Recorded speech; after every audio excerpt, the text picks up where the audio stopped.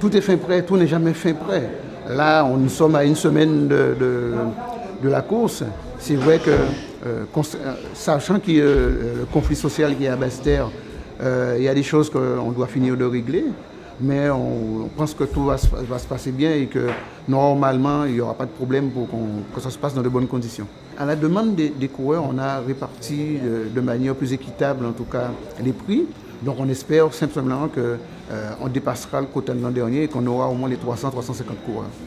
Les coureurs ont beaucoup aimé le parcours en disant qu'il était très roulant, mais le garder, ça nous permet aussi de mettre des performances et de savoir d'année en année si la course elle va plus vite. Mais pour l'instant, l'année dernière, on avait invité la Dominique parce qu'il sortait de la catastrophe du cyclone Erika. Mais cette année, on verra s'ils vont s'inscrire. Pour l'instant, ils ne sont pas encore entrés en contact avec nous. Mais on leur a envoyé une invitation et on espère qu'ils seront là. Effectivement, deuxième édition, nous sommes très heureux de cela que nous partageons avec l'association Espoir.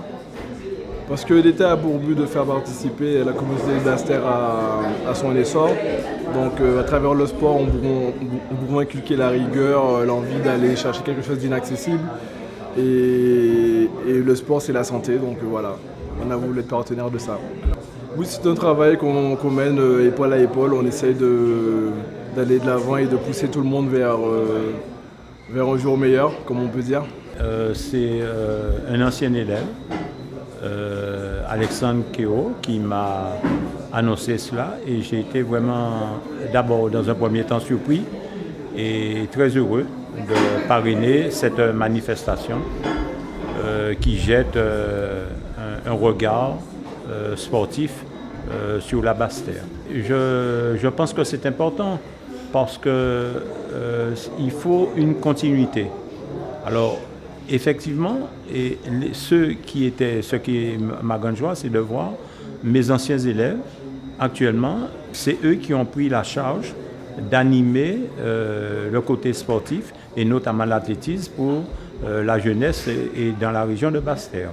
J'ai été vraiment très honoré et confus de recevoir cette distinction que m'a offert le Club Espoir parce que j'ai tellement donné d'abord à l'éducation nationale pour mes élèves, mais aussi pour les clubs de la région de Basse-Terre.